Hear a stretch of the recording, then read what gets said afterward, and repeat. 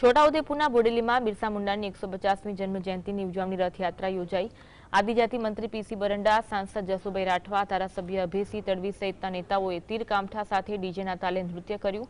બિરસા મુંડાની પ્રતિમાને પુષ્પાંજલિ અર્પણ કરી આદિવાસી સમાજના મહાન નેતાને યાદ કરી ઉત્સાહભેર તેની ઉજવણી થઈ। આદિવાસી સમાજના હજારો લોકો આમાં જોડાયા હતા।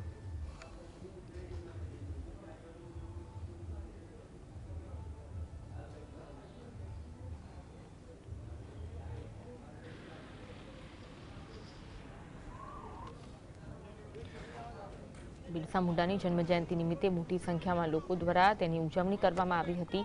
છોટાઉદેપુરના બોડેલીમાં બિરસા મુંડાની 150મી જન્મજયંતિની ઉજવણીએ રથયાત્રાનું આયોજન કરવામાં આવ્યું હતું। આદિજાતિ મંત્રી પીસી બરંડા, સાંસદ જસુભાઈ રાઠવા, ધારાસભ્ય અભયસિંહ તડવી સહિતના નેતાઓએ તીર કામઠા સાથે ડીજેના તાલે નૃત્ય પણ કર્યું હતું અને બિરસા મુંડાની જન્મજયંતિની ઉજવણી કરી હતી।